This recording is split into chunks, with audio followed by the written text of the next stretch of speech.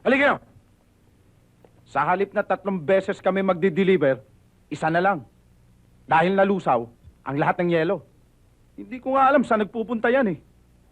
Tinakot pa nga ako niyan eh. Bigla na lang akong inupakan.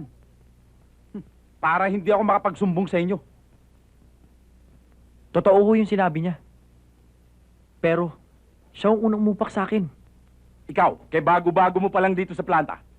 Puro